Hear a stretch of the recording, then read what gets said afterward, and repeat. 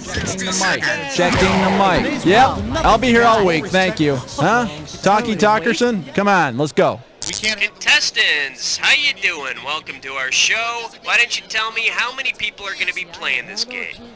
So you're playing with yourself, huh? Cookie, please. Sorry, just type your name in, okay? Okay, you want to do a 7-question game or you want 21? Gotcha. Your buzzer is the letter B, as in Betty bakes me bread.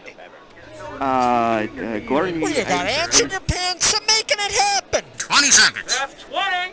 Whoa, heads up. All right, when a question pops up, you gotta buzz in. Then you pick your answer on the screen and hit the right key on your keyboard. You follow me? 1 second, hold on. Okay, stand by, everybody. Let's lose a desktop.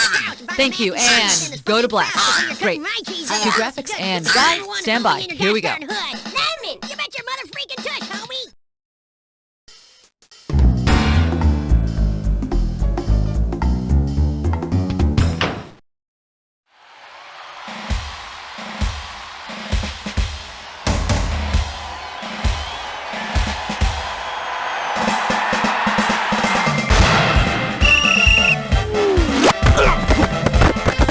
It's time for the show where high culture and pop culture collide.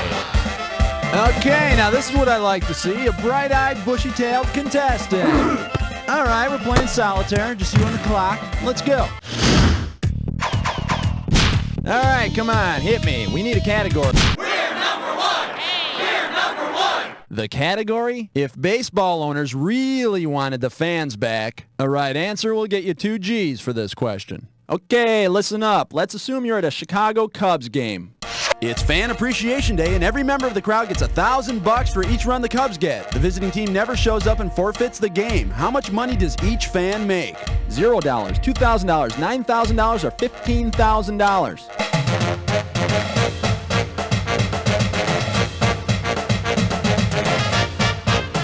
$9,000. The score of a forfeited game is 9-0. And considering the Cubs rarely score 9 runs in a game, this works out well for everybody. Okie doke. We got spirit, yes we do. We got spirit, how about 2? And this category is long, hard, and laminated. Okay, $2,000 is coming your way if you get this one. Hang on tight. Here we go. In skiing, the front of a ski is called the shoulder, the middle is the waist, and the back is the heel. If you wanted your lover to have the figure of a fast ski, which of the following should he or she have? A wide waist, wide shoulders, wide heels, or a wide rump?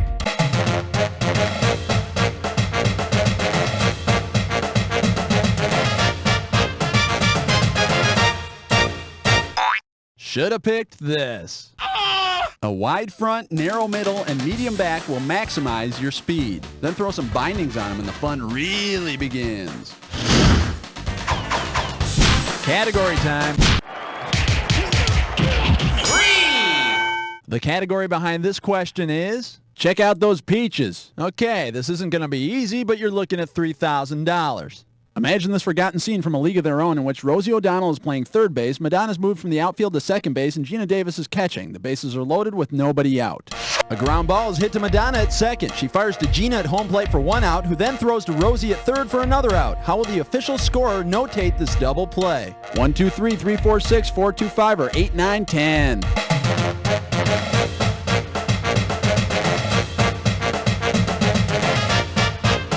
The second baseman is 4, the catcher is 2, the third baseman is 5, so it's a 4-2-5 double play. Yeah! Of course, outside the ballpark, Madonna usually just waves them on into home. Okay, pick it. 4! This one's gonna be how to enjoy being a girl. This question's worth $2,001 bills. Football great Joe Namath is known for many things, including those pantyhose ads he did.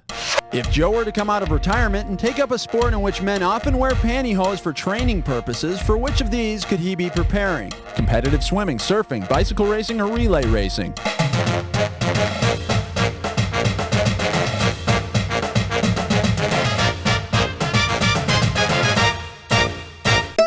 And here's the right answer. Some male swimmers wear pantyhose while training to create drag, so they feel lighter in races. I think Joe should do it because hose feel so nice against newly shaved legs. Or so I've heard. How about it? Hit me with the opposite of a wedding. The opposite of a wedding? What the Dryden? Dryden, New York? We're going to Dryden, New York! And you can reach Dryden at area code 607. Woo! Hope none of you people get car sick because we're going on a fiber optic field trip. Okay, let's flip through the old Dryden white pages and find someone to talk to. And let's see, here we go. And boom. Libby Joyce! Okay, let's dial Libby up. This is the exciting part. I love this. Okay, let's see if she's home. And oh. Hello? Hello, is this Libby Joyce? Yes, it is. Libby, my name is Guy, and I host a sports trivia game show called You Don't Know Jack. I'm sure you've heard of it. And I was wondering if you could help us out today. Oh, to do what? Well, all I really need you to do is come up with a sports trivia question for our contestants. I don't know if you're a big sports fan, but do you like sports or what? Well, not terribly, but I do have a most favorite game, ice hockey. Ooh, cold steel on ice. That's fun. You want to come up with a question for us? If it really won't take more than a couple of minutes. Oh, you are too kind. That is so great. Let me tell you, too, that your accent is just totally great. It's giving me the chills. Just like in hockey rink or something. So I'm going to put you on the phone with our producer, and, we'll get back to you once you have a question. What do you think? Okay. Okay, excellent. We'll be back with Libby Joyce in a few seconds, and now let's go on to the next category. All right, come on, hit me. The corner pocket, number 5. All right, let's see what we're doing here. Party at the Parthenon. And we'll pay out $3,000 for this one. Wow, it's the night before the games begin and the Olympic Village is rockin'. Because it is not specifically prohibited by the International Olympic Committee's rules regarding drug use, which of the following party activities is least likely to cause a disqualification? Smoking marijuana, doing espresso hits and caffeine pills, drinking a beer with a methadone chaser, or shooting up a supply of your own blood.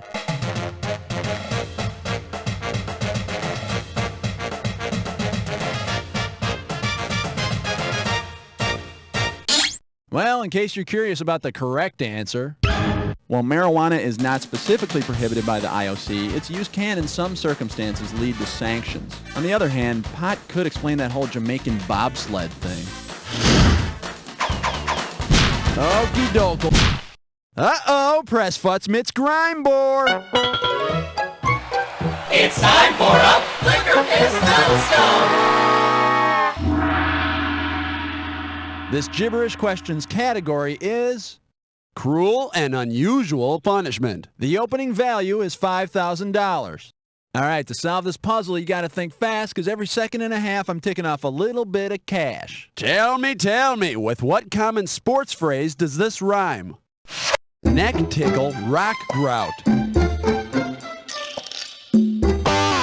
Okay, let's see what you got. The sinner, try neck tickle, rock grout. Is you, the one in the ugly shorts.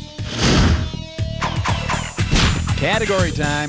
Tag team naked skydiving tonight at 7. And the category is things most people would rather not watch. I'm paying out $2,000 if you get this one right. Okay, let's say true blue-collar gal Roseanne wants to have some custom teddies made from the same materials used to make bowling balls.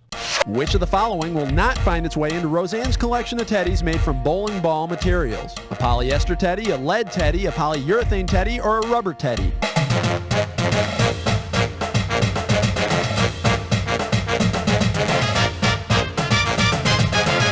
Bowling balls are not made of lead. And that's a good thing, because it would be really heavy and it wouldn't stay up too well, and we don't need to see that, do we? How about it? 2, 4, 6, 8. Question 8 is jailbait. Go 8. The name of this category is The Horror. And this one's going to be worth $1,000. Guess what? They're making a sequel to Robin Hood, Prince of Thieves. Naturally, the movie features an archery contest. If Robin Hood gets a Robin Hood, what has he done? Won all the possible prizes, landed. Splitting an arrow already in the bullseye is called a Robin Hood. Yeah! And missing the target completely is called a Robin Hood Prince of Thieves. Okay. Runners, take your mark. Set. 9.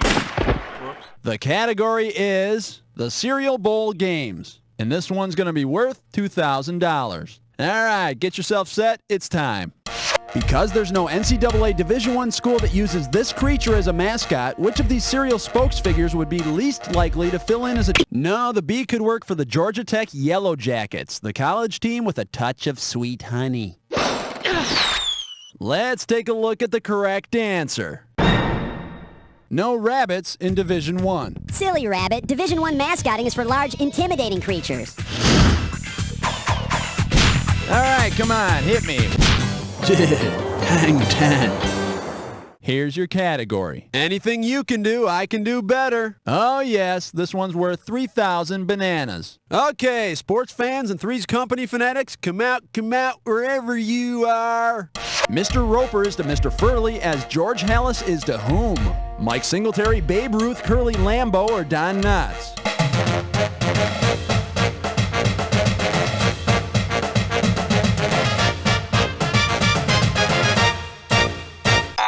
Too bad you didn't pick this.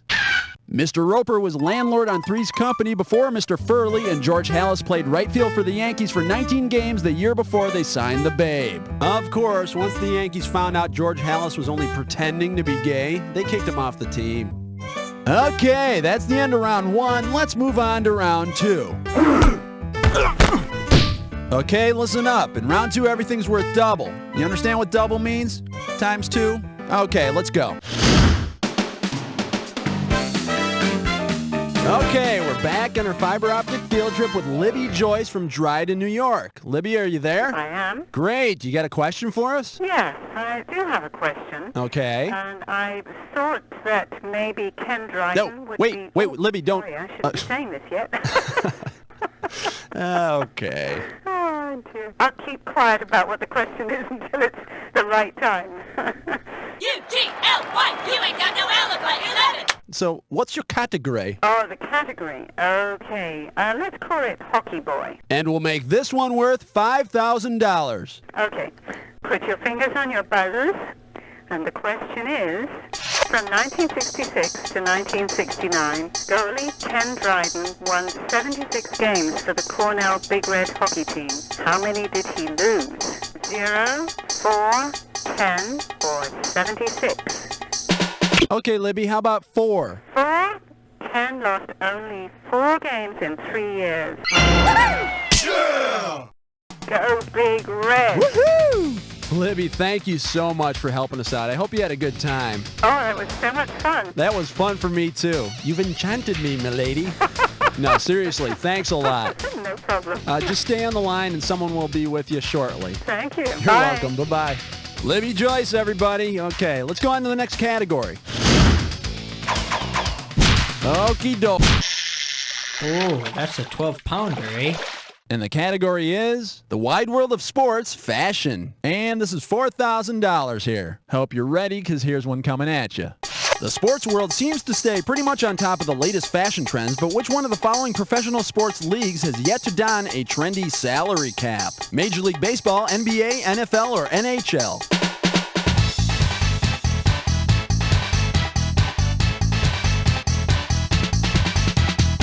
Professional baseball has yet to adopt a league salary cap. Yeah! And why should they? I mean, most of the players say they don't like the way it fits anyway. Category time. What's it gonna be? Uh-oh, mess butt tit slime chore. Once again, it's time for a ticklish Tesco. All right, now here's your category for this gibberish question. She's a black magic woman. And if you're really fast, you can get up to $10,000 for this gibberish question. Okay, now remember, you don't have a lot of time here, so the less time you take, the more money you make. Hey, listen up and tell me, what does this rhyme with? Don't let the punctuation trip you up. Girl, she gruff. A fair wicked toots, y'all. Ooh, you think you got it. Okay, start typing and hit return when you're finished.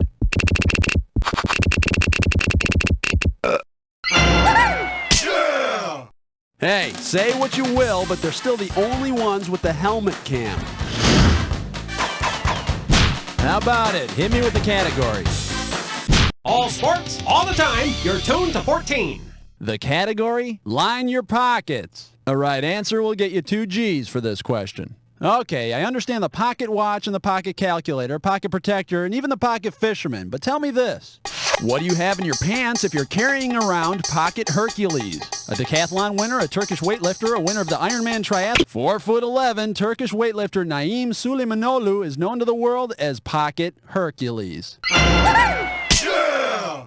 Hey, is that a Turkish weightlifter in your pocket, or are you just happy to see me? Okay. It's question 15. It's question 15. The category is Rapid Fire Hooker. And there's $6,000 at the end of this question. Ready? Picture this shootout in an episode of T.J. Hooker. Hooker holds his gun in the ready position as described in the rules of Olympic rapid-fire pistol shooting. If he fires, what will he most likely hit? The bad guy, a cloud, his leg, or the ground just in front of him?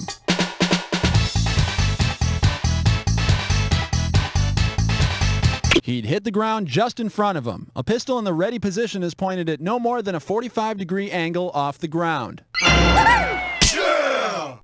He'd be making himself dance, which is bad enough, but I hope he doesn't start singing. All right, come on. Give me a 6. 6. Give me a team. Team. 16. The category behind this question is Marky Marking. And if you can figure this one out, I can pay you $4,000. Wipe off your finger and get it ready. Let's get busy. If rapper-actor Marky Mark spent most of his time marking at a soccer game, what would he be doing? Guarding an opposing player, using a series of long passes, scoring without an assist, or taking... If Marky Mark prances in front of an opposing player, it's known as marking. But I think he's really just trying to keep his pants from falling down completely.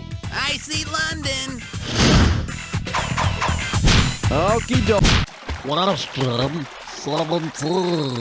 Here's the category. Uncommon ground. You get this one right, you got $2,000 coming at you. Ready? Okay, complete this sequence. A's, Dodgers, Angels, Padres, Rangers, Devil Rays, Braves, or Giants?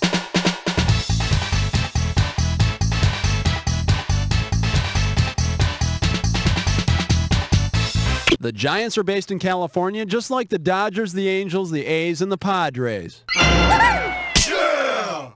Hey, between earthquakes, fires, and locusts, people got to do something out there. Okay, pick it. 18.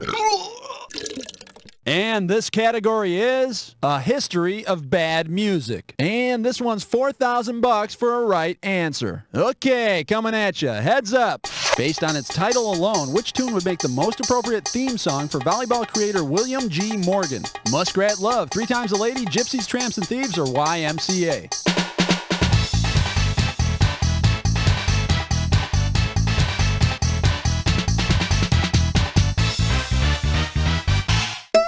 Let's see what a good player would have answered. William G. Morgan developed volleyball while he was fitness instructor at a YMCA. And the first volleyball team dressed as a cowboy, a policeman, an Indian, a construction worker, and a biker. How about it? Illegal use of the hands on question 19. This one's gonna be, please don't eat the cue cards. And this one shouldn't be too tough. 4K for this one. Ready on the trigger? Pull. The world's athletes have produced some of the most stunning entertainment moments in history. Which of the following is not a real performance you could have enjoyed? Will Chamberlain is a traitorous bodyguard. Mike Ditka is a gruff but lovable Santa Claus. Bruce Jenner is a disc-wing lawyer. Or Alex Karras is somebody's dad.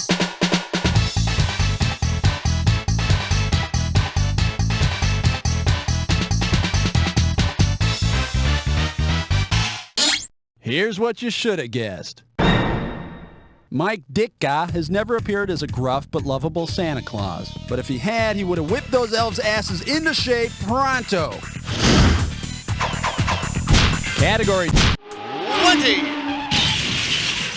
Here's your category. Funny sports. Okay, swing this one and I'll give you $2,000. All right, let's get this ball rolling.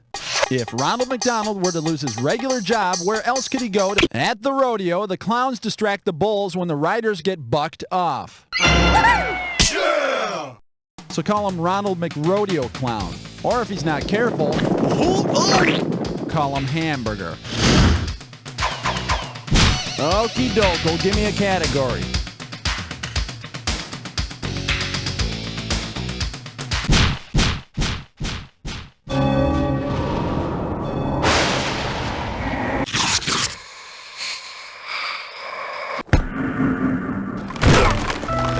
Jack attack time. Oh, you already got the rules down, huh? Well, let's not waste time. Match on this. What are you playing with? You better be playing with your buzzer, because we're about to begin.